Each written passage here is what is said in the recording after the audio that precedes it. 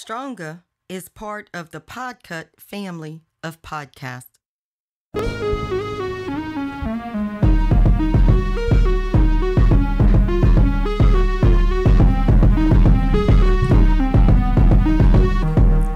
Bonjour à tous et bienvenue sur ce nouvel épisode de Stronger le podcast.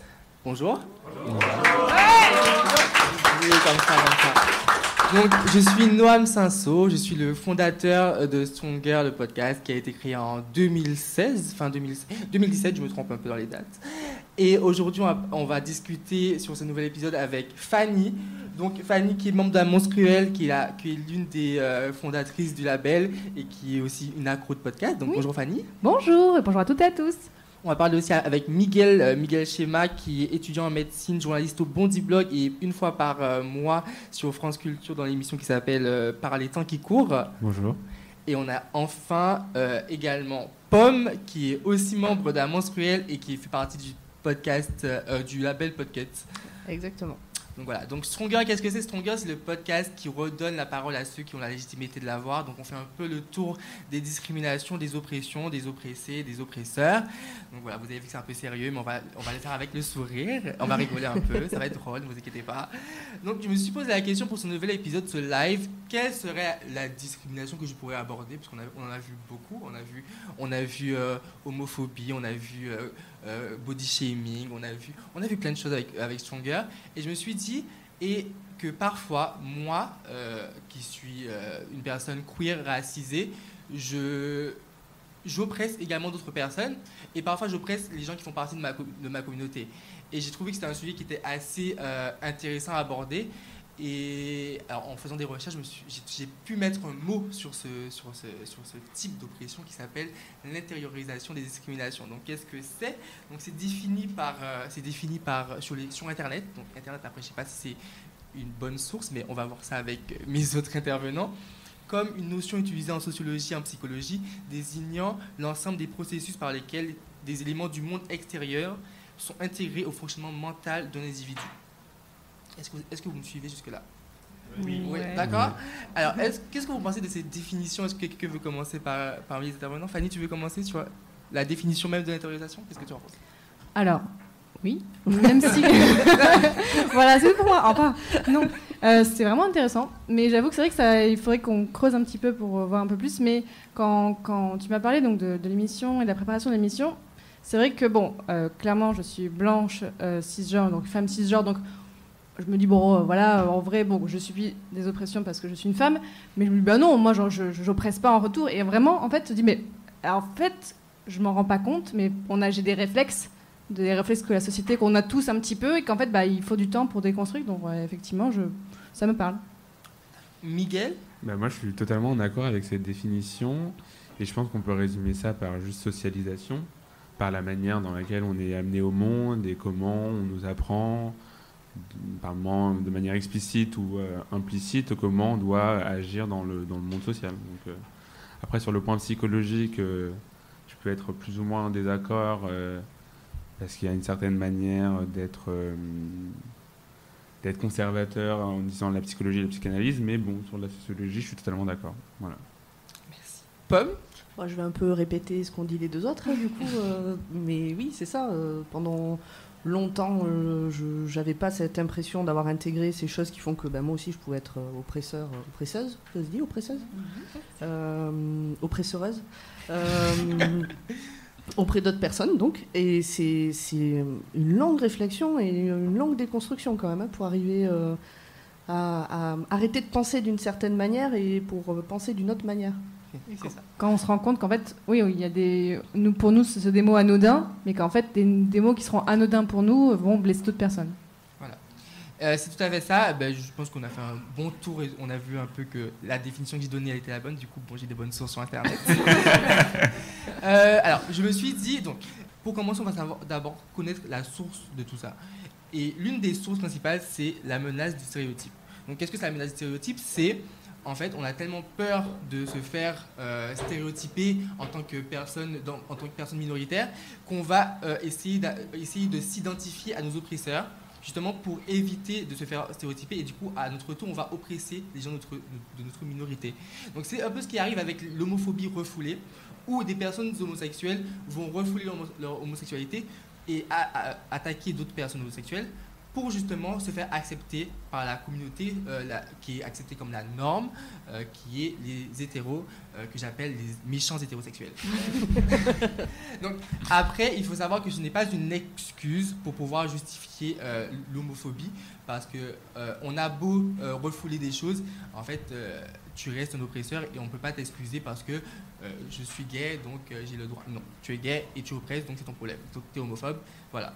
Donc, qu'est-ce que vous en pensez de l'homophobie, par exemple, refoulée?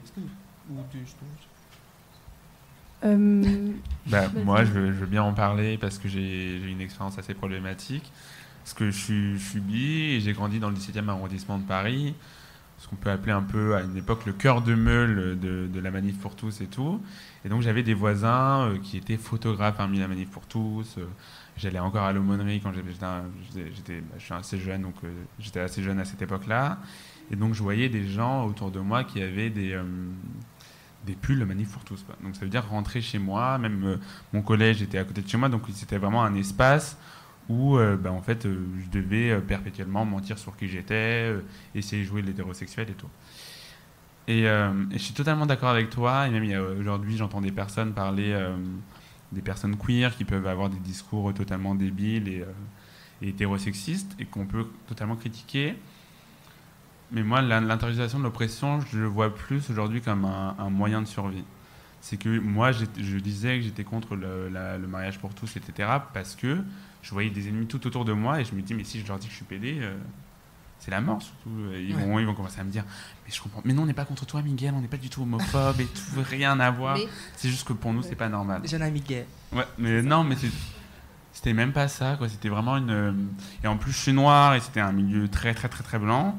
Et donc, il y avait tout ce truc que je correspondais pas à cette masculinité noire qu'ils attendaient de moi. Et j'avais de l'addiction et un noir qui parle bien et tout, c'est énorme. Et il me disait, t'es le premier noir gay, quoi. Parce que normalement, vous êtes des sauvages et t'as de l'addiction. Comment ça se fait? Qu'est-ce qui se passe? Raconte-nous, qu'est-ce qui se passe? C'était vraiment, comment ça, c'était le premier noir gay? Miguel, toi, t'es pas une racaille, t'es pas un vrai noir, etc. Et ça, c'était vraiment ça, mon enfance. Et donc, même, je rejetais totalement... Je rejetais pas, mais par exemple, je suis né au Rwanda. Quand j'allais au Rwanda, ça m'arrivait d'y aller pendant les vacances et qu'on m'offrait des vêtements. Jamais ça m'a traversé l'idée de les amener à l'école. Parce que déjà survivre quand tu paraissais normal dans la norme et que vous avez les mêmes lieux de sociabilisation, vous parlez des mêmes choses et vous avez presque les mêmes vies, ils arrivaient à me dire des choses totalement folles. Et donc je me disais que si j'ai amené un truc qui sortait de la norme, j'allais mourir, quoi. Toi, tu vas justement t'apporter des contraintes sur ton expression. Tu vas avoir peur, par exemple, de t'afficher avec des couleurs de ton pays, du Rwanda, pour ne pas justement qui te repère comme étant le noir qui est du Rwanda et qui parle bien. Donc en fait, tu vas justement te contraindre et c'est un peu ça l'intériorisation en fait. Justement, c'est toutes ces mini attaques dans ta tête personnelle que tu vas t'infliger pour rentrer dans la norme. Et ça arrive également du coup. Alors, pour la petite anecdote, quand j'ai demandé à Fanny de me rejoindre sur le podcast, elle m'a dit, mais pourquoi moi? Elle m'a dit, je suis blanche, cisgenre, hétérosexuelle, pourquoi tu me demandes à moi? Et je lui ai dit, mais en fait, tu as oublié un élément qui est quand même principal, c'est que tu es une femme. Et les femmes sont touchées par le... Voilà, plus de réactions du public. Par le sexisme, du coup. Et on a l'exemple, par exemple, de Christine Boutin, qui est machiste. Mais en fait, on peut pas prendre le machisme de Christine Boutin au même degré que celui d'Alain Delon. Parce qu'en fait, Christine Boutin, elle est dans la complexité qui fait que... Ils ont un burn level tous les deux, quand même. Mais sauf que Christine Boutin, justement, elle est à la fois victime de ses propos et elle attaque également avec ses propos. Donc en fait, c'est pas le même degré, parce que la complexité quand tu es minoritaire, c'est de comprendre justement que tu es minoritaire. Et ça, c'est pas facile pour tout le monde de se dire oui, je suis une personne oppressée. Et après, justement, de se dire je suis également oppresseur. Donc c'est un peu ça. En fait, parce que tu me dis, et quand Miguel parlait aussi, c'est que Miguel, si les situations que tu as vécues, si tu avais été dans un quartier où, avec beaucoup plus de personnes noires, avec beaucoup plus d'homosexuels, tu n'aurais pas beaucoup moins ressenti cette oppression. Tu ne serais pas senti Du coup, c'est ce que je disais au début, la socialisation, en fait, c'est que selon le milieu où tu es, effectivement, tu dois plus intérioriser. En plus, là, toi, c'est une question vraiment de survie dans ce moment-là. Donc, et en fait, ce que tu disais, c'est Christine Boutin. En fait, il y a aussi une autre forme d'oppression qui se joue, c'est qu'elle a un très bon niveau social. Et elle est elle est un petit peu plus âgée que nous. Donc, en fait... Elle est vieille. Non, mais... Elle a un vieux fonctionnement d'esprit, en fait, où voilà, les femmes étaient plus cantonnées à certaines places. Donc, en fait, dans sa tête, elle est encore dans ces places-là où non, dans sa tête, ça fonctionne très bien, le monde où les femmes, elles ont une place plus différente, ou non, il ne faut pas qu'elles aient des enfants avec des autres femmes, oh mon Dieu, non. Donc, c'est peut-être aussi ça, c'est que si tu te rends pas compte, en fait, de ce que ça peut avoir comme effet sur les autres, parce que toi, en fait, tu dis, mais non, mais moi, je ne me rends pas compte, je subis rien. Oui. En gros, c'est juste que, en fait, c'est tellement imbriqué, t'as tellement... manger des stéréotypes et tout dans toute ta vie que tu vas banaliser le truc à fond et te dire qu'au final c'est normal et tu vas même pas quand on va te demander si t'es oppressé, tu vas même pas t'en rendre compte que oui, parce que du coup pour toi c'est normal et ça va arriver en dernier dans la liste des choses qui font que t'es oppressé ou pas. Ouais, et j'ai même envie de dire, moi, excuse-moi Pomme si vous voulez parler, mais moi j'appelle ça un peu l'ennemi de l'intérieur en fait. C'est que tu as beau vivre des choses totalement hallucinantes, et quand je fais un peu le retour sur ce qu'on m'a dit, et quand je le dis ici, c'est vraiment le 10e de ce que j'ai vécu, les gens rigolent et tout, mais c'est que quand on vit les choses, il y a un moment où on vit vraiment dans un monde qui fonctionne au mensonge et au déni, et c'est très très dur de casser ces discours de dénégation qu'on a intériorisés en fait. Et quand même on t'applaudit en fait quand tu dis que t'es pas oppressé. Moi, quand mes potes ils venaient voir, ouais, Miguel, un noir, il m'a dit ça en une soirée, est-ce que c'est raciste, je dis non, moi je le prendrais pas mal. Et tout d'un coup je suis applaudi parce que lui je le protège au niveau de son personnage moral, donc il se remet pas du tout en question, et moi j'ai un semblant d'humanité parce que tout d'un coup je lui sers à quelque chose, tu vois. Et moi j'appelle ça l'ennemi intérieur, et casser ces discours de négation c'est tellement difficile. Et même se dire victime, j'ai l'impression que c'est difficile. Mais c'est ce que tu dis, en fait, c'est tu vas te porter caution pour l'oppresseur, parce qu'au final, il va se servir de toi comme une caution pour justifier ses propos. Parce que au final, si par exemple, je dis « Ah, les gays, ils sont tous en retard », et qu'un hétéro va arriver et va dire tous les gays sont en retard ici, mais il va dire ah mais non, mais il a dit donc j'ai raison. Exactement, et je pense à l'exemple frappant pendant la manif pour tous, c'est qu'ils avaient je pense un gay de service qui leur servait de caution, et le pauvre, j'ai vraiment de la peine pour lui, mais il nous dessert totalement, et il était là à dire moi je veux pas le mariage, le Pacs ça me va très bien. Ils étaient tous autour de lui, un faux soutien et des faux semblants de proximité pour dire regardez, on n'est pas du tout homophobe, on a un PD dans nos rangs. Et franchement, on veut... C'est le principe du bon noir, du bon arabe, Exactement. Du bon gay, du bon... Ouais. Ça, c'est toujours trouvé. En fait, en fait, le truc, c'est qu'ils vont chercher, pour justifier leurs propos, le bon, le bon, la faille. Et ils vont s'accrocher à ce petit truc et pour pouvoir justifier tous leurs propos. Du coup, au final, leurs propos n'ont jamais de consistance. De toute façon, les propos d'oppression n'ont jamais beaucoup de consistance. Ça va pas très loin. On va leur demander des explications, ils vont pas aller très loin. Mais au final, ils ont cette caution. Et du coup, nous, quand on tombe face à ça, on est quand même bloqué parce qu'on ne veut pas oppresser les membres de notre propre communauté, mais il faudra justement qu'on trouve un moyen de contourner cette personne qui va cette caution en fait pour pouvoir évoluer dans le débat et leur faire comprendre, prendre conscience et déconstruire en fait leur oppression. Je suis pas trop d'accord. Mais dis-moi tout. Je suis pas trop d'accord parce que moi je crois qu'il faut que maintenant qu'on fonctionne pas tant. Et même si c'est très important de créer sa communauté de même expérience et tout, mais qu'il faut qu'on fonctionne aux adhérences politiques en fait. C'est que s'il y a une personne queer qui tient un discours totalement hétérosexiste et conservateur et qui veut se cantonner à ses petits privilèges, ça m'intéresse pas d'être avec elle en fait. Et je préfère autant une personne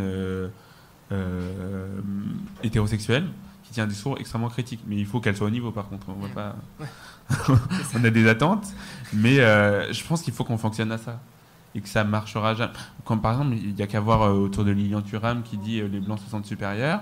Et ben il y a 2-3 personnes racisées de service sur le peu qu'il y en a déjà et qui veulent garder leurs emplois, qui vont dire ah oui non mais en fait il a un peu exagéré alors que c'est vraiment le b.a.-ba quoi.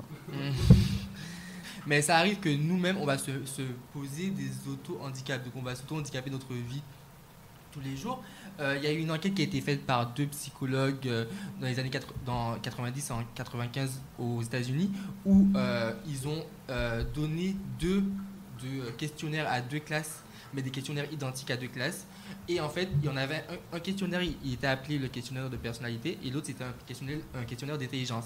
Et lorsqu'il y avait le questionnaire de personnalité, les personnes noires avaient de meilleures réponses que les personnes blanches.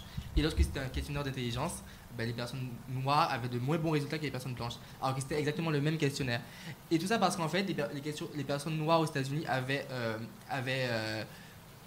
adhéré au fait qu'ils étaient moins intelligents que les personnes blanches, au même niveau en fait. Donc, et ça, je trouve que cette enquête est assez parlante en ce qui concerne tout ce qui est intériorisation. Ça, on le retrouve aussi. Alors, du coup, moi, comme on est un podcast, on voit pas. Donc, moi, comme Fanny, je suis une femme blanche, cis, hétéro. Donc, à part être une femme, c'est vrai que j'ai pas reçu beaucoup de discrimination dans ma vie. Mais ce truc d'intelligence, c'est assez intériorisé chez les femmes aussi. Je me souviens, au début où je faisais de l'informatique, à aller chercher des infos sur Internet pour avoir des réponses à mes questions, etc., je me souviens d'avoir lu cette phrase d'une nana qui posait une question, c'est exactement la question que je me posais, donc ça tombait bien, et qui finissait par « Je débute, et en plus, je suis une femme, hihihi ». Mais c'est quoi le rapport ? Et d'ailleurs, toutes les réponses, en dessous, personne ne répondait à sa première question. Par contre, tout le monde disait « C'est quoi le rapport avec le fait que tu sois une femme ? Tu débutes ? Ok, c'est normal que tu poses cette question. Le lien avec le reste, on voit pas. » Et ça fait vraiment partie des choses qui sont aussi très intériorisées chez les femmes, qu'il y a certaines choses qui ne nous sont pas accessibles. Quand j'ai commencé l'informatique, avant j'étais éducatrice spécialisée. Quand on m'a proposé de rentrer dans l'informatique, je me suis dit, non, enfin, c'est pas pour moi. Mon frère, il a fait de l'informatique, c'est normal, il est intelligent, mon frère. Et j'ai fait le tour de tous les hommes autour de moi, les appeler, leur dire, vous pensez que je peux le faire ? Et oui, en fait. Mais j'ai eu besoin de la validation des hommes autour de moi pour me lancer. Et si je peux placer un petit point histoire, parce que j'aime bien ça. En fait, et là, en ce moment, je suis en train de lire le livre de Mona Chollet, Sorcière. Ah. Et elle rappelle quelque chose que, oui, j'avais vu moi aussi dans mes études, c'est qu'au Moyen-Âge, oui, voilà, les femmes travaillaient, elles étaient forgeronnes, elles avaient des métiers, et en fait, c'est seulement à partir du 16e et 17e siècle qu'il y a plein de métiers où les femmes ont dit non, mais en fait, non, tu vas arrêter de faire ce travail. Donc, et c'est ce qui fait qu'aujourd'hui, quand les femmes ont dit enfin elles accèdent au travail, non, elles re-accèdent. En fait, c'est juste qu'on leur a retiré ce droit et que maintenant, enfin, on peut y avoir. Donc, quand on voit dans l'histoire, il y a plein de choses où les femmes avaient accès, et on leur a retiré ce droit. Donc, en tout cas, pour ça peut expliquer ça déjà. Et Lorraine Bastide, elle parle souvent, parce qu'elle fait partie de À nous la une, je crois. Prenons la une, merci, excuse-moi. Et qui est aussi un repère d'expertes sur plein de questions économiques, politiques, etc., scientifiques. Et elle montre que souvent, en fait, quand il y a des médias qui prennent l'initiative de parler à des expertes, une fois qu'elles sont contactées, elles disent « Mais non, mais il y a plein de gens qui connaissent beaucoup mieux que moi. » Et il y a ce sentiment de légitimité, d'avoir droit à... Il est tellement difficile, et c'est pour ça que j'appelle l'ennemi de l'intérieur. Moi, par exemple, quand on arrive au lycée, etc., tous les amis, on allait en terrasse. Et moi, ça me demandait déjà de la force de me mettre dans une terrasse où il n'y avait que des blancs, et je suis sûr qu'il allait me juger, etc. Et une fois en terrasse, en fait, je me rappelle très très bien, et ça arrivait à plusieurs reprises, t'as le serveur qui me voit, il me demande ce que je veux, et il me dit, en fait, je vais bientôt finir mes horaires, est-ce que vous pouvez régler maintenant ? Et 30 minutes après, je le vois, il est toujours là. Parce qu'il se dit, il ne va pas payer. Et c'était sa manière à lui de me faire payer le plus tôt possible. Et une fois ça, et en plus, c'est pas seulement que nous, on a intériorisé des choses et que le monde ne nous rappelle pas tout le temps, en fait. C'est que partout où on va, quoi qu'on fasse, mais non, mais qu'est-ce que tu fais ? Mais quelle audace ! Tu vois. Et mais un autre exemple, je fais toujours mon anniversaire à la brasserie Barbès, la réservation est à mon nom, et j'arrive et le vigile me fait oui bonjour, je peux vous diriger ?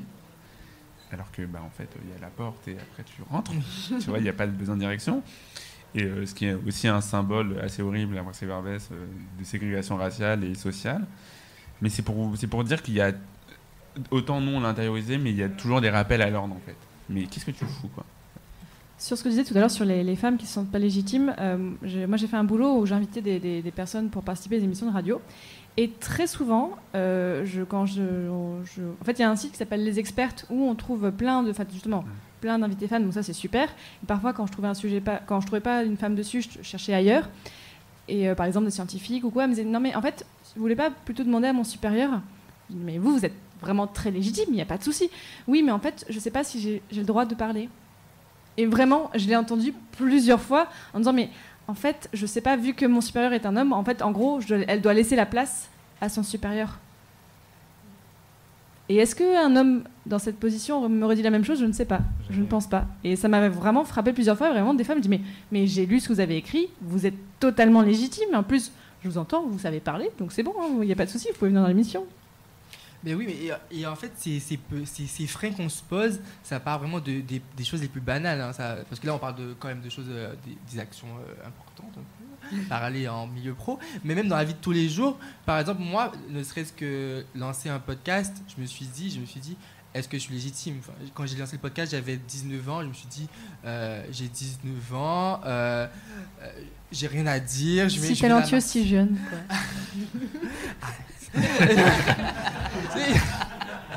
Je viens de la Martinique, j'ai un accent, enfin mon accent il s'est un peu évaporé, mais il est toujours là, je sais que vous l'entendez très bien. Tu as une très belle voix. Merci. Et voilà, et en fait, je me suis dit, les gens ils vont se dire, qu'est-ce qu'il veut cet antillais en fait. Et en fait, au final, quand j'ai lancé le podcast, j'ai eu que des retours super positifs parce que ce sont des freins qu'on se pose et que parfois en fait, on va même pas tomber face à ces problèmes au final. C'est juste que dans nos têtes, on se protège tellement que en fait on a peur de faire certaines choses. Parfois tu t'auto-censures quoi. Voilà, je m'auto-censure et ça arrive, je sais pas si ça vous arrive dans votre petite auto-censure. Si, mais ça m'est beaucoup arrivé et pas autant dans le parcours pro parce que ma mère est médecin, ma grand-mère est infirmière, etc. Et moi je vais faire médecine et donc il y avait un truc aussi de classe qui faisait que jamais je me suis dit que j'étais pas capable malgré le fait que je sois noir et pédé. Même si ça va être dur en hôpital d'être répété. Mais là n'est pas la question. Mais c'était surtout sur les espaces. Sur avoir droit à aller dans tel café, à aller dans telle soirée, à être dans des espaces qui se questionnent sur ma présence. Parce que quand tu es dans une soirée, tu fais « Oui, bonjour, vous connaissez qui de la soirée ?» alors que c'est ton meilleur ami qui fait son anniversaire et cette personne, tu la connais pas. Mais maintenant, je fonctionne à l'arrogance. Mais ça marche très bien. On me dit « Mais bien sûr !» Et il y a des gens qui sont beaucoup moins qualifiés que nous et qui se sentent totalement légitimes à aller dans tel ou tel endroit, à parler de telle ou telle chose. Ils ne savent même pas le 10e de ce qu'on sait. Par exemple, les Blancs qui n'ont rien fait et qui parlent de Lilian Thuram et du racisme à la télé matin, midi, soir et qui disent qu'il y a du racisme anti-blanc. Mais il y a une audace et une arrogance tellement folle que je me dis, mais en fait, bien sûr. Il faut vraiment se marcher à l'arrogance. Et même quand on parle à des gens et qui nous disent mais non mais pas du tout, t'as pas compris de quoi tu parles, de ce que tu vis, il faut dire mais en fait ta gueule. Et vraiment faut dire les choses, il faut marcher à l'arrogance, que ça soit dans le corps, dans la gestuelle et tout. Et même quoi qu'on fasse, on va nous dire mais quelle audace. Donc en fait autant y aller quoi. Ouais. Moi dans une moindre mesure, quand on est femme et quand on marche dans l'espace public, forcément, on sait que de plus en plus j'aime ne pas mettre de soutien-gorge. Là j'en ai mis parce que j'avais peur avec la lumière et tout ça. Mais en fait, je calme tout de suite. Mais je me dis oui voilà, forcément si on n'a pas de soutien-gorge, on a les tétons qui pointent, on va avoir tous les regards sur nous. Donc là quand il faisait beau, je marchais tout le temps avec des lunettes de soleil. Comme ça je me dis même s'il y a des regards, ils n'auront pas mon regard à moi. Et ça ira, mais ça m'a pris du temps. Tu vois là j'ai 27 ans, ça fait même pas quelques mois que je commence à me dire voilà je peux marcher dans la rue. Je me suis pas rasé les jambes depuis 3-4 mois et je mets des jupes et je sors. Bon là il faisait un petit peu froid donc j'ai mis un pantalon mais ça m'a pris vachement de temps de dire oui pourquoi je ne pourrais pas sortir dans la rue avec juste des poils sur les jambes. En fait je vais le faire et voilà. Alors j'ai eu la chance vraiment, j'ai quasiment jamais eu de remarques vraiment parce que je m'estime très chanceuse parce que quand on va sur les réseaux sociaux on peut se prendre plein de remarques, mais je prends le bus. Dans le bus, les gens sont gentils. Mais tout ça, de m'autoriser à le faire, ça m'a pris beaucoup de temps. De dire, quand je vois des... Il y a aussi,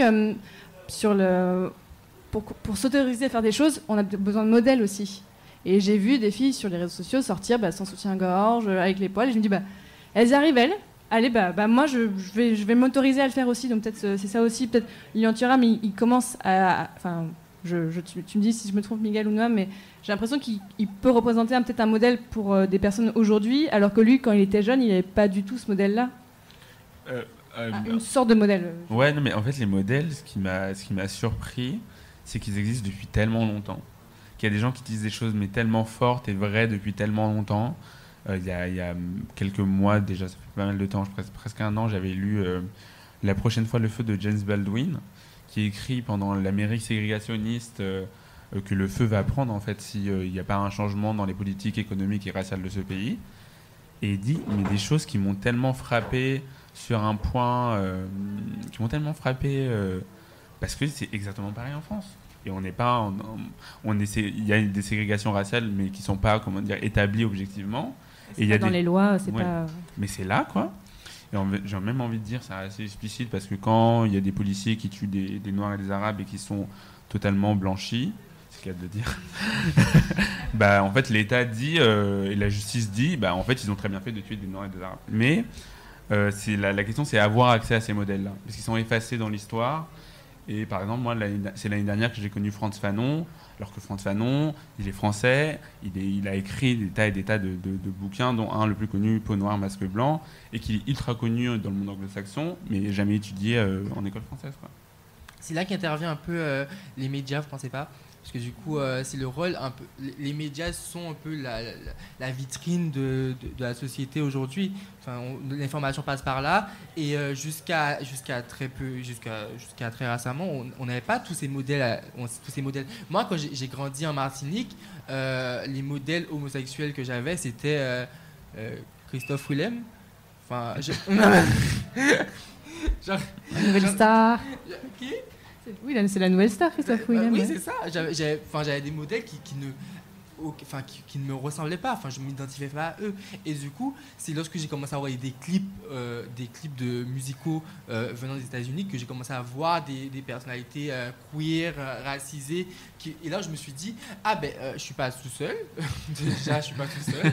Donc, c'est bon signe. Je peux marcher dans la rue sans me poser trop de questions.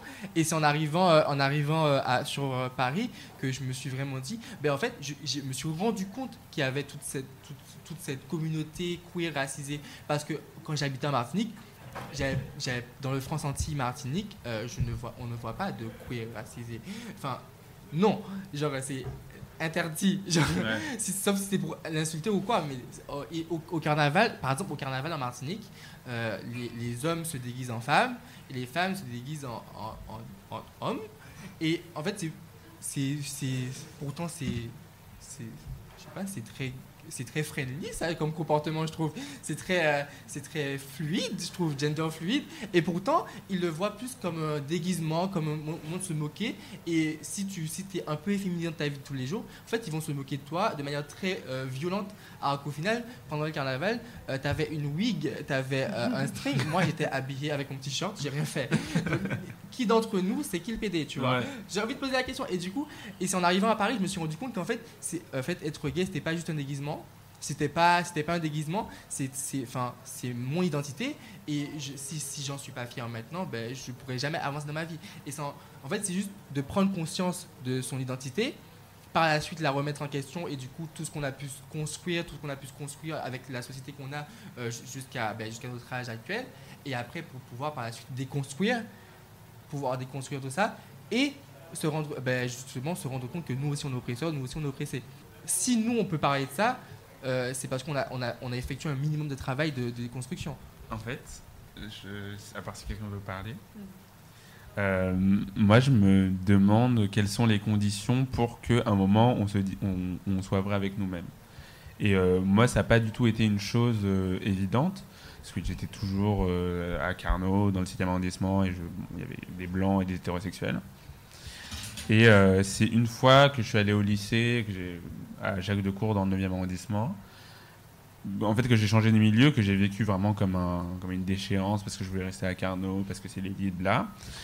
Bref. Et une fois que j'ai changé d'espace, que j'ai vu en fait que déjà il y avait des noirs au lycée aussi, parce que moi j'en voyais pas du tout. J'étais le seul noir de la maternelle jusqu'à la 3e. en fait. Et quelles sont les conditions qui font qu'au bout d'un moment, il y a quelque chose qui casse. Au bout d'un moment, tous les discours qu'on a intériorisés, ils ne tiennent plus. Ils n'ont plus de fondation. Et c'est quand je suis allé au Bondi Blog pour la première fois que j'ai vu un discours critique sur... parce qu'en vérité, même si on se ment à nous-mêmes, on souffre de tout ça. Tu vois. Et il faut qu'il y ait des conditions, il faut qu'il y ait des politiques, il faut qu'il y ait des discours d'intellectuels, d'artistes, etc., qui font qu'au bout d'un moment, tout ce qu'on a intériorisé, les fondations sont si fragiles qu'il faut qu'on les casse. Et je ne pense pas que ce soit évident. Et c'est quand je suis allé au Bondi Blog et que j'ai... en vérité, c'est quand j'ai lu En finir avec Eddie Bellegueule que tout s'est cassé. Que tous les discours, parce que j'étais vraiment un gros connard de droite avant. Et non mais vraiment, il faut pas me voir, j'étais horrible, j'étais vraiment un sarkozyste et tout, bref. Il y a une petite anecdote, genre en plus il a fait un jogging au parc Monceau et je pense qu'il y a une photo de nous sur Facebook qui doit traîner, mais essayez de la trouver parce que je la trouve pas. C'est un ami qui l'a posté, je la retrouve plus. Bref. Et et en fait il faut, et c'est pas du tout évident, de créer des conditions dans lesquelles ces fondations, aussi fragiles soient-elles, se cassent. Parce qu'elles sont toujours réifiées, répétées. En plus dans nos têtes, du coup, de nous mettre en conflit avec nous-mêmes, en fait, ça fait que dans une situation à part égale, on part avec un point de retard par rapport aux autres. Parce que nous-mêmes, on va se dire, on peut pas faire ça, on peut pas faire ci, on peut pas faire ça, on est comme ci, on est comme ça. Du coup, on va s'auto-retarder. Et du coup, quand Fanny m'a demandé quels étaient un peu des exemples d'autodiscrimination, je lui ai parlé de, par exemple, quand tu es une femme, et après, je sais pas ce que c'est, mais quand tu es une femme, si tu vas dans un entretien d'embauche, tu vas te dire, est-ce que tu mets une mini-jupe, est-ce que tu mets un décolleté? Et je pense que c'est toutes ces petites questions qu'en fait, ça nous fait perdre du temps, notre énergie. Et si tu pouvais arriver à l'heure, tu vas pas arriver à l'heure parce que tu vas savoir quelle jupe que tu vas mettre. Enfin, je sais pas, moi je sais pas, non, j'ai pas de jupe encore. Moi, le nombre d'entretiens d'embauche où j'ai passé plus de temps devant ma glace à essayer des maquillages, des robes, des machins, plutôt qu'à bosser l'entretien, et qu'est-ce que je vais répondre à quelle question, c'est fou. Et à chaque fois, je me suis dit, je me détestais de faire ça, et en même temps, je me disais, c'est ça qui compte, il faut que... Voilà, ce que tu vas montrer va plus compter que ce que tu vas dire. Ouais. Après, tu t'improviseras, on verra bien. Ouais, souvent, parfois, je me disais, tiens, j'ai envie de mettre ce t-shirt, mais il est un peu décolleté. Est-ce qu'ils vont pas penser que genre je jaguiche? En fait, du coup, je peux pas mettre ce t-shirt-là. Mais vraiment, et en plus, je me dis, attends, si je tombe face à un homme, est-ce que du coup, il va penser que je lui envoie un message? Si je tombe face à une femme, et donc je me dis, donc je dois m'habiller strict, mais pas trop strict parce que du coup, je vais avoir l'air chiante. Alors qu'un mec, il met une chemise blanche, un pantalon, même un jean, ça passe bien. Ouais, voilà. Et oui, là, j'ai passé des entretiens il y a pas longtemps. Je me disais, déjà, je vais pas mettre de basket. Enfin, tu réfléchis vraiment comment tu t'habilles parce que je trouve que pour une femme, on va beaucoup plus la catégoriser en fonction de son caractère, en fonction de comment elle est habillée. Ouais. Mais du coup, et en fait, ça va nous faire perdre du temps déjà, notre énergie. On va devoir creuser notre créativité dans ça alors qu'on pouvait le faire pour travailler. On va privilégier la forme au fond, au contenu. Et en fait, par exemple, même tu parles des femmes et par exemple les hommes qui mettent des chemises blanches, mais moi, en tant que personne queer, je déteste mettre des chemises. Enfin, aujourd'hui, j'ai une chemise et tout parce qu'il y a des chemises. Mais je déteste mettre des chemises, je déteste me mettre en costume. Et en plus, j'ai un esprit assez j'aime pas respecter les règles. Donc, quand je vais dans un entretien d'embauche, j'aime bien arriver pour qu'ils se disent attention, c'est qui ça? C'est qui ça?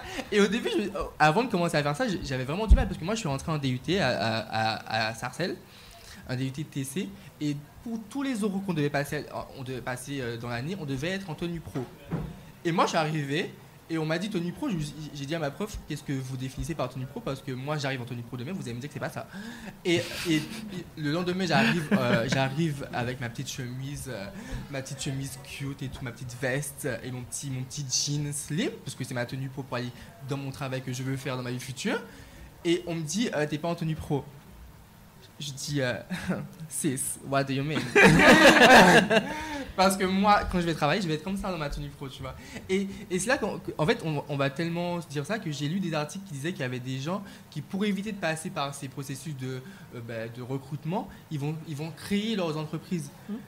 Du coup, en fait, on va créer de l'activité, on va créer notre entreprise justement pour éviter de se faire discriminer. Donc, est-ce que vous voyez jusqu'à où ça peut aller? Il me semblait, j'ai lu des témoignages de femmes racisées qui aussi venaient avec leurs cheveux au naturel et on leur disait ce n'est pas une coiffure professionnelle. alors qu'elles étaient juste au naturel. Juste un exemple, ma mère qui est médecin, qui a son cabinet à elle. Donc, c'est-à-dire elle n'a à répondre à personne. Et un matin, elle n'a pas eu trop le temps de faire ses cheveux, etc. Elle me dit, Miguel, est-ce que je peux aller au travail comme ça? Et moi, j'étais en mode genre, tu peux aller en pyjama. Non, mais c'est ton cabinet, en fait. Cabinet. Les parents, ils sont là pour soigner leurs enfants.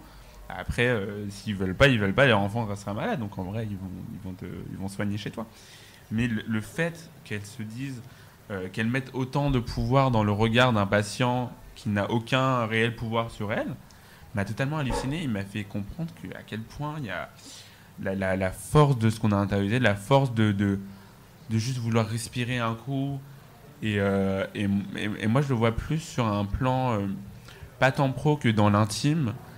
Par exemple, il y a une appli sur Grindr, et quand vous voyez les personnes racisées qui emploient les termes de la fétichisation raciale, genre blague bien montée, rebeu.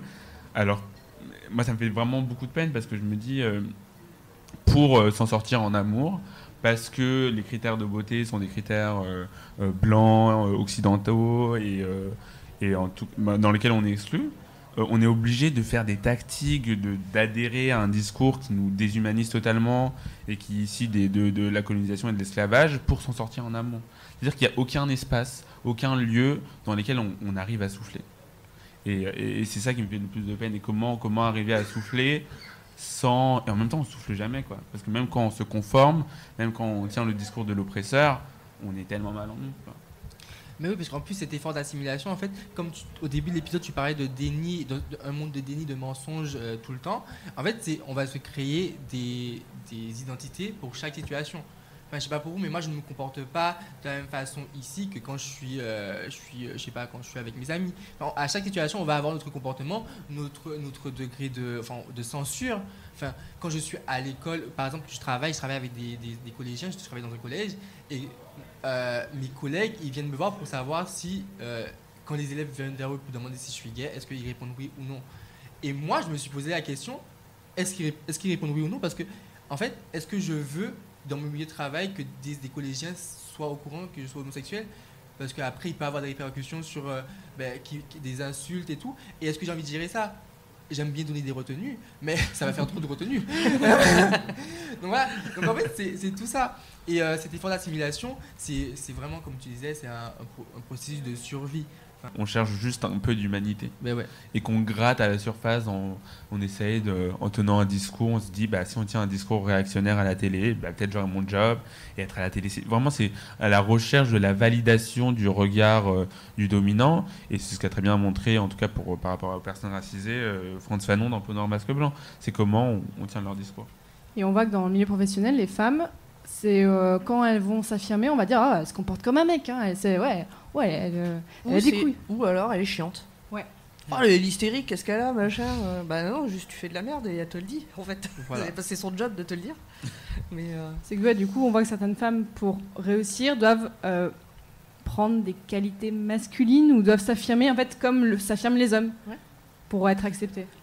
Pour en revenir au sujet de tout départ, donc de la discrimination, l'intériorisation et comment on devient oppresseur, souvent malgré nous, mais ça n'excuse pas forcément. Moi, je me souviens d'avoir fait passer des entretiens d'embauche, parce qu'on en parlait tout à l'heure, et pour un stage. Et donc à l'époque, j'étais éducatrice et je travaillais dans un accueil de jour d'urgence pour personnes en situation de grande précarité. Donc beaucoup de personnes à la rue, et pas que. Et du coup, parmi ces personnes à la rue, beaucoup d'alcoolisme, beaucoup de problèmes psy, etc. Et donc, il y avait parfois des grosses scènes de violence. Moi, ça m'est arrivé de séparer des bagarres au couteau, parce que fallait bien le faire, on n'allait pas les laisser s'entretuer. Et parmi les stagiaires est arrivée une petite nénette, mais vraiment toute petite, toute fine, avec ses cheveux frisés tout bien coiffés, son vernis avec des paillettes, machin.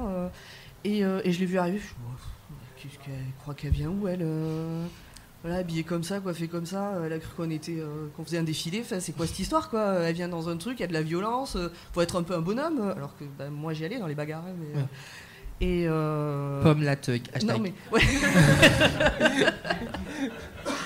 Quand je vois le boulot que je fais maintenant, des fois j'ai du mal à imaginer ce que je faisais avant, mais bon. Et d'entrée de jeu, elle avait l'air très sympathique, mais vraiment je me disais, elle c'est mort, je vais lui faire l'entretien, mais c'est mort. Et en fait, il y a eu quand même un bon feeling, et les autres étaient encore pires. Et donc on l'a prise elle, et je crois que c'est une des meilleures stagiaires qu'on a eues. Elle était géniale. Elle a fait tout le taf. Quand il y a eu besoin d'intervenir, elle est intervenue. Et donc effectivement, son apparence physique, sa petite taille, le fait qu'elle soit toute fine, qu'elle ait une petite voix, qu'elle ait des ongles colorés et à paillettes, ça n'est jamais rentré en compte dans la qualité de son travail. Mais j'avais tellement intériorisé le truc de faut une femme qui soit un bonhomme que elle a failli dégager du stage sans même avoir commencé, quoi. Heureusement, on l'a prise. Heureusement. Thanks God. Le plus important, c'est quand même de savoir qui on est, qu'on arrive dans cette situation. Je pense que savoir qui on est, parce qu'en fait, à partir du moment où on sait qui on est, on sait sur quel tableau on peut jouer, sur lesquels on peut pas jouer. Par exemple, moi, je suis noir, queer, j'ai plus de chances de passer pour un hétéro que de passer pour un blanc. Vous savez ce que je veux dire? Vous voyez ce que je veux dire? À un moment, ça se voit. Donc parfois, moi, ça m'arrive que dans la rue, si j'arrive, parce que avant j'habitais dans un quartier pas trop top, et moi, quand j'arrivais dans mon quartier, je mettais ma meilleure démarche de bonhomme. Enfin, je disais, tu me vois, t'as peur. Hein. Genre, tu baisses les yeux. Parce qu'en fait, je me disais que si je passe pour ce gars hétéro et tout, viril, ça fonctionnait pas beaucoup. Hein. Avec moi, ça fonctionnait pas beaucoup. Mais bon, j'essayais au moins, et je me disais qu'au moins, comme j'essaye dans ma tête, les gens ils vont se dire que ça fonctionne et ils vont pas m'attaquer. Donc en fait, là où je vais en venir là, c'est pour la dernière partie de cet épisode, c'est de se dire d'où ça provient, pourquoi on fait ça, et il ne faut pas négliger l'importance de la discrimination, parce que là on parle de l'autodiscrimination, de l'intériorisation, mais en fait si on intériorise des choses, si on s'auto-handicape, c'est parce qu'on nous discrimine au final. Malgré tout, en fait la discrimination c'est le fondement de tout ça. Oui, c'est la socialisation et la société patriarcale en général. Oui, totalement d'accord. Et ce que tu disais tout à l'heure sur les médias, que les médias, du coup, on est informé et on a une image à travers les médias, et bien justement, avec un podcast comme on fait, comme tu fais, on va pouvoir donner une autre voix. Et là où il y a quelques années, les personnes avaient une vision du monde seulement à travers la télévision, et quand il y avait Michel Drucker, quand il y avait que quelques chaînes, maintenant, il y a beaucoup de choses, donc on peut avoir un peu à manger, à boire, mais avec ton podcast, ça existe quand même. Il y a quand même cette voix qui s'exprime, donc c'est déjà un progrès petit à petit. Oui. Et je pense qu'en fait, avant, moi, je disais parce qu'en fait, comme il y a beaucoup de l'homophobie est quand même très importante de mon île d'origine, donc la Martinique, mais du coup, ça pèse un tout petit peu. Et en fait, moi, mon excuse pour pouvoir justifier tous ces propos homophobes, je disais que en fait, ils sont pas informés, ils sont dans leur bulle en Martinique. Du coup, en fait, c'est une petite communauté, c'est une petite île, il y a 400 000 habitants. Enfin, tout le monde parle, tout le monde se connaît, tout le monde parle peu. Donc, en fait, ils n'ont pas vraiment l'information pour pouvoir justement comprendre que leurs propos sont problématiques, cause it is. En fait, on est en 2019. Il y a plein de choses pour s'informer, pour se tenir informé. Tu as les podcasts, tu as la télé, si tu veux pas regarder la télé, tu as Internet, tu as les réseaux sociaux. Tu as tellement de ressources d'information que tu peux même plus dire aujourd'hui que tu n'es pas assez informé. C'est pas le manque d'information, c'est le manque de motivation. Les gens qui veulent se déconstruire, qui veulent justement faire quelque chose de leur vie, le manque de curiosité intellectuelle, voilà. Aussi, de paresse, dire non, mais c'est bon, je suis bien dans mon petit confort, je vais bouger. Pour moi, les gens savent très bien comment tout ça fonctionne. Peut-être pas dans les détails, peut-être pas dans les mécanismes de domination, mais ils savent. La bourgeoisie, elle fonctionne au déni, les hommes fonctionnent au déni, et même après le fonctionnement du déni, moi, quand il y a eu un déblocage, j'ai commencé un peu avec d'abord par lire des livres plus sur les questions sociales et pour être moins de droite et moins un connard. Et après j'ai dévié un peu vers la lecture féministe. Et quand j'ai lu King Kong Theory, j'ai commencé à me déconstruire et tout, blablabla. Et il y avait il y a tellement de mécanismes qui font que même quand j'ai su, moi j'étais là en train de lire King Kong Theory, pas peut-être un autre livre, mais on va dire King Kong Theory, pendant que mes frères se disputent sur qui va débarrasser la table, et finalement c'est ma sœur qui le fait, et moi je suis là, waouh, qu'est-ce que je suis féministe, franchement, je lis King Kong Theory. Donc en fait il y a plein de mécanismes qui font que on essaie de se convaincre qu'on est dans le bon côté. Les gens savent pertinemment comment ça fonctionne. Je pense que quand on voit les gilets jaunes, et malgré les propos que tel ou tel peut tenir, mais qui disent on a faim, on mange mal, on est dans de mauvaises conditions, on n'a pas accès aux soins, etc., et qu'il y a des gens qui osent dire à la télé « Non mais ils ont cassé le Louis Vuitton, comment on va faire ?» tu vois. Et non mais alors ça c'est vraiment une phrase que j'ai entendue en soirée. Ne venez pas à mes soirées. Ouais, j'allais dire, on fait pas les mêmes soirées. Ouais, non. J'étais à l'anniversaire d'une amie et dans le 16e arrondissement et il y a une amie à elle qui fait Miguel, c'était vers décembre. Miguel, toi qui es de gauche, qui dois savoir un peu tout ça, comment ça se passe. En gros, elle a dit ça. Comment ça se passe? Est-ce que tu sais si demain je pourrais faire mes courses de Noël à Louis Vuitton ou si les Gilets jaunes ils vont être là? Et moi je sais mais cette meuf elle fonctionne au déni. On va pas faire comme si elle savait pas. C'est que elles sont non mais vraiment les gens sont dans le déni, mentent perpétuellement. Et la question qu'on doit se poser c'est pas comment on éduque les gens. Et c'est pour ça que moi je suis totalement contre la pédagogie. C'est que pendant vraiment un long moment de ma vie j'ai fait de la pédagogie autour de moi parce que je suis entouré de blancs et d'hétérosexuels. Et donc j'étais là, et je donnais des cours de chimie à des élèves, et ils étaés en train de dire un nègre entre eux. Et moi je suis là, mais je suis le seul noir. Hein. Et ils disent nègre entre eux, et moi je suis là, waouh, qu'est-ce que je fais? Et ils le disent une fois, deux fois, et à la troisième fois je fais en fait, les gens, on dit pas nègre, c'est raciste, on dit pas ça. Et ils font, mais non, mais Miguel, t'as pas compris, moi j'étais aux États-Unis, et tout le monde le disait. Moi je dis, ça tu traînes avec des racistes, toi tu traînes avec des Afro-Américains, et dans ce cas ils ont le droit de le dire eux. Et j'étais là, je donnais des cours de chimie, après je donnais des cours sur le racisme, etc. Et les gens ne comprenaient pas. Ils disaient non mais le racisme c'est un état d'esprit. Et c'est à ce moment-là que j'ai compris que ces gens-là, ça sert à rien de les éduquer. Parce qu'ils savent. C'est que je leur dis, une fois que je leur ai dit et qu'il y a des mécanismes de nier ce que je suis en train de leur dire, la question c'est pas comment on les éduque, c'est comment on deal avec des menteurs. Et je pense que c'est ça qu'il faut qu'on fasse. Ouh. On applaudit parce que c'est... Dis donc. Donc déjà, on a fait un grand tour de la question d'intériorisation. Tu arrives à le dire, c'est bon. Oh, thank you. Face à nous, il y a quand même un peu... Il y a du public hein, quand même. Bah, oui. Est-ce qu'il y a des personnes qui veulent réagir à ce qu'on a dit jusqu'à maintenant dans le public? S'il vous plaît, quelqu'un peut réagir. Je me mendie les réactions. Oui, alors, c'est bon, on m'entend. Non, vous avez beaucoup parlé du coup de... Moi, ça va être facile, hein, je suis un homme blanc cisgenre hétérosexuel, il n'y a aucune oppression qui me touche, donc... non, ne me huile pas. Du coup, je parle, à chaque fois que je parle de ça, je parle forcément en tant qu'extérieur à ce sujet, donc moi, je ne m'énerverai pas, puisque en fait, ça ne me touche pas, donc c'est déjà un peu facile. Par contre, je trouve que vous avez oublié de parler dans ce sujet, du coup, sur l'intériorisation, effectivement, on parle plutôt... Enfin, ton podcast est plutôt lié à, justement, à la culture queer, effectivement, vu que t'es queer et racisé, mais il y a aussi cette... je vous ai pas entendu parler de capitalisme, parce que pour le coup... Désolé, c'est l'anard de service qui parle. Mais du coup, la question des gilets jaunes, elle est là-dedans aussi, effectivement. Enfin, des gilets jaunes, enfin, en tout cas, des mouvements sociaux je me perds dans ce que je voulais dire. C'est beaucoup de gens aussi qui intériorisent, en tout cas, je pense, la condition qu'ils seront de toute manière toute leur vie inférieurs, puisqu'ils sont simples prolos et qu'ils n'arriveront pas à faire autre chose. Donc, vu qu'ils sont simples prolos, on va dénigrer d'autres personnes qui sont effectivement peut-être des personnes racisées ou des personnes queer. Donc, il y a un peu un système aussi d'oppression envers les autres qui est, puisque moi je suis opprimé, je vais opprimer les autres. Et je voulais juste parler de ça. Pomme. Alors oui, je suis d'accord avec ce que tu dis. Donc, comme je l'ai déjà dit, j'ai travaillé avec des personnes qui étaient en situation d'extrême pauvreté. Et j'ai vu et entendu des choses complètement folles auxquelles je ne m'attendais pas. Parce que moi aussi, mon père est médecin, ma mère est instite, je viens d'un milieu où il n'y a jamais eu de problème, ni d'argent, ni de ce genre de choses. Et en plus, dans un petit village, donc vraiment cocon. Donc j'arrive à Valenciennes et je travaille avec ces gens-là. Et c'est vrai que j'ai vu, donc c'était les Arabes qui gueulaient contre les Roumains qui venaient piquer le pain des Français, les Polonais qui supportaient plus, je sais plus lesquels autres, parce que ils étaient tout le temps alcoolisés, alors que ce groupe-là, alors attention, je dis pas que les Polonais soient alcoolisés, ce groupe-là était polonais et alcoolisé H24, mais c'était pas pareil que les autres. Il y avait un jeune, il avait 22, 23 ans, un truc comme ça, il était bénévole dans l'asso, donc il était au RSA. Bénévole dans l'asso, il bossait de 9h à 17h tous les jours. Il était essentiel au fonctionnement de l'association.